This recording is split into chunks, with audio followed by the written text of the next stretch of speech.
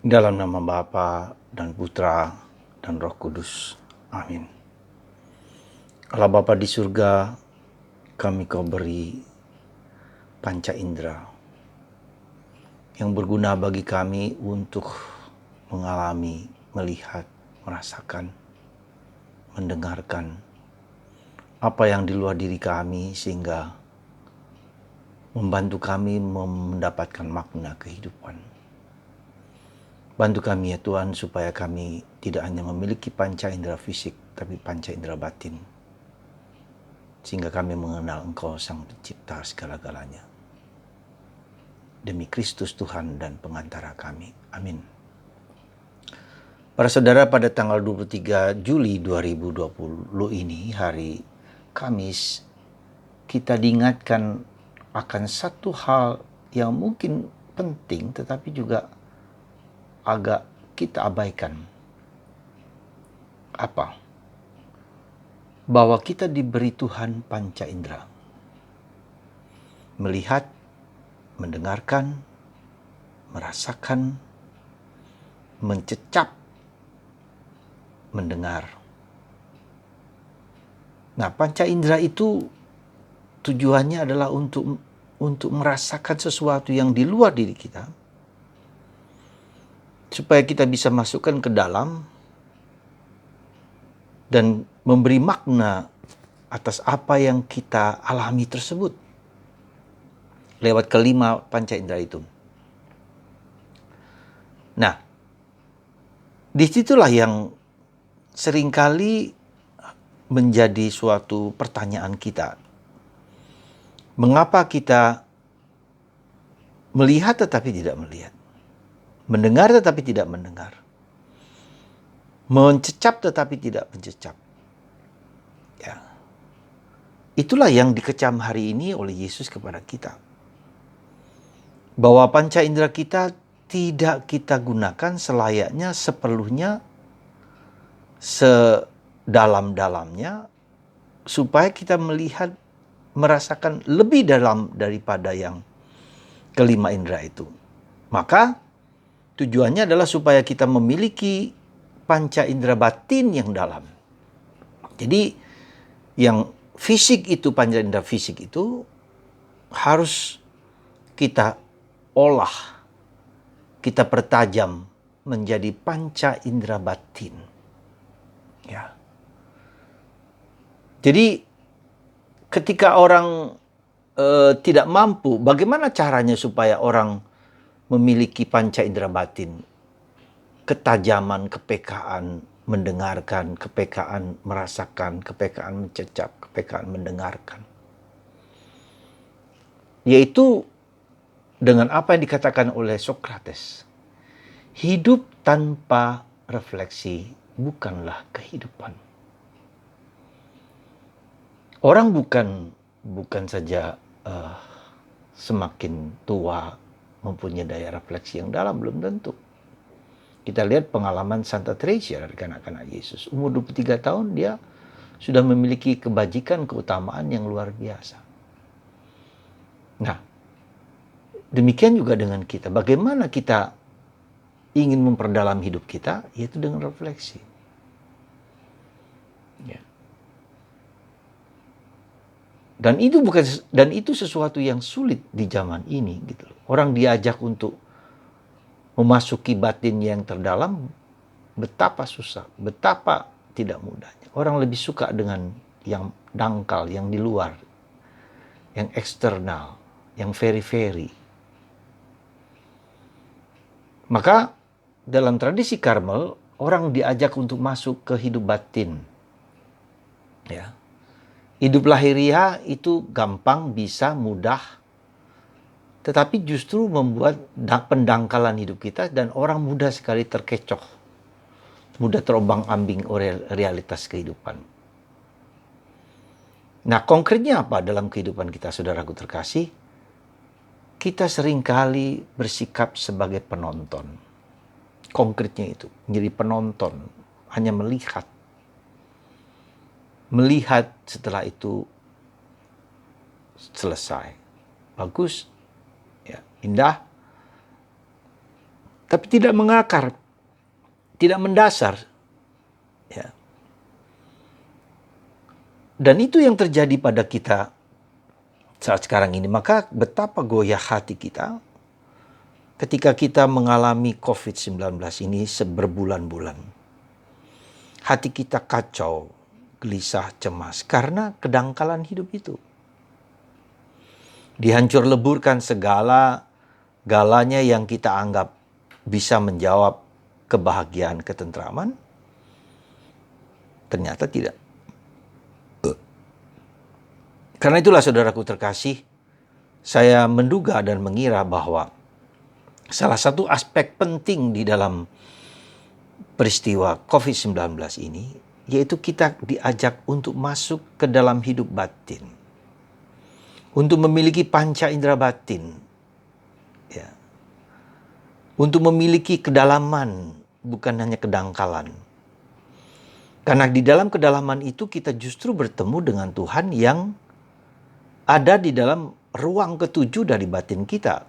Menurut tradisi Santa Teresa Avila. Di sanalah kita berjumpa dengan Tuhan, mengalami Tuhan, merasakan Tuhan. Tanpa itu, maka hidup kita akan dangkal, akan very-very, akan gelisah, akan cemas, akan penuh ketakutan. Jadi, COVID-19 ini mengajak kita sekali lagi untuk melihat ke kedalaman hidup batin. Dan itulah panggilan kita. Dan untuk memiliki hidup batin itu ada satu syarat yang tidak bisa dihindarkan. Dan ini sekali lagi saya katakan bukan mudah. Keheningan. Kesunyian. Stillness. Coba Anda perhatikan lukisan ini. Sebetulnya ini bukan lukisan, ini lebih ekspresionis dari apa yang saya alami, saya rasakan, saya lihat dengan cat akrilik di keramik lantai ini. Anda melihat apa? Wajah Yesus yang terluka, brokenness and holy face. Menangis. Itulah tangisan batin Yesus yang ada dalam hati saya dengan COVID-19 ini. Lihat wajah yang meratap itu. Itulah. Di samping kiri kanan banyak sekali wajah-wajah yang menangis, yang mohonkan pembebasan dari Yesus. Yesus mengalami apa yang kita alami. Itulah yang saya rasakan dari lukisan ekspresionisme yang saya buat ini. Tanpa tujuan sama sekali membuat gambar, membuat wajah, tetapi itulah yang terjadi. Hati Yesus yang menangis. Ini juga ada wajah, ya, belepotan. Ini juga ada wajah-wajah yang tersembunyi, ya, seperti salib, 3 salib, ya, Yesus dan kedua salib di kiri kanan. Ada tangisan Bunda Maria di kaki salib Yesus. Broken and holy face. Mari kita masuk ke kedalaman, saudaraku terkasih. Masuk ke dalaman batin kita, di mana Yesus yang ada dalam hati kita menangis terseduh-seduh. Meminta kita untuk berkomunikasi, berkontak dengan Dia. Jadi sekali lagi kalau kita perhatikan bacaan hari ini, kalian punya telinga untuk mendengarkan, kalian punya mata untuk melihat, kalian punya hidung untuk mencium, tetapi tidak menggunakan dan semakin tertutup. Kita mohonkan rahmat supaya kita berani masuk ke kedalaman batin dan mendengarkan. Apa yang lebih penting bagi kita ketika kita, dan ini lebih penting bagi kita untuk mendengarkan apa yang sesungguhnya dalam batin kita. Beri waktu Anda untuk hening, untuk diam, sunyi. Meski gelisah, meski cemas, meski takut. Saya tahu betapa tidak uncomfort, tidak menyenangkan. Tapi ketika kita berani meluangkan waktu, hening, diam, duduk, Anda akan mengalami kehadiran Yesus yang menenteramkan, yang membahagiakan. Dan bertemu dengan Yesus dalam lubuk hati Anda yang terdalam.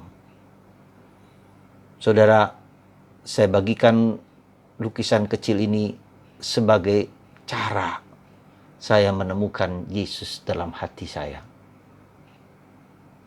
Holy face and broken face, seperti Santa Teresa dari kanak-kanak Yesus. Santa Teresa dari kanak-kanak Yesus dan dari wajah Yesus. The child of Jesus and holy face of Jesus. Semoga Anda menemukan jati diri Anda sendiri ke kedalaman batin Anda. Kita dipanggil untuk masuk ke kedalaman batin, untuk bertemu dengan brokenness, woundedness ourselves, diri kita sendiri. Keterlukaan, kehancuran batin kita, untuk kita persembahkan kepada Tuhan, dan Tuhan akan mengubahnya menjadi wajah yang kudus, yang suci dalam hidup kita. Yesus akan mengubah panca indera batin kita menjadi panca indera ilahi, di mana kita menyuarakan suara Tuhan dimanapun kita berada. Ketika kita tersentuh, terkonek dengan Yesus yang dalam batin, Dia akan memancarkan sinar terang di tengah kegelapan dan menyatakan kebenaran dan keadilan di tengah segala kegelimangan dosa. Semoga Anda semua dan kita semua berani memasuki hidup batin kita dengan melepaskan segala yang nampaknya membahagiakan. Dan COVID ini mengajarkan kita untuk masuk ke kedalaman itu. Semoga Anda dan kita semua dikuasai oleh kuasa Yesus yang Maha Rahim. Dan Anda yang sakit, justru kesempatan Anda untuk memasuki hidup batin, bertemu dengan Yesus, mengalami Yesus yang hidup, yang terluka dalam hati Anda. Dan Anda yang terluka juga. Bagi Anda yang sakit, diberkati, disembuhkan, dan hati Anda menjadi lebih tajam daripada pisau atau silet sekalipun. Berkat Tuhan atas Anda semua, sehingga Anda dapat memasuki hidup batin dengan baik. Dalam nama Bapa dan Putra dan Roh Kudus. Amin.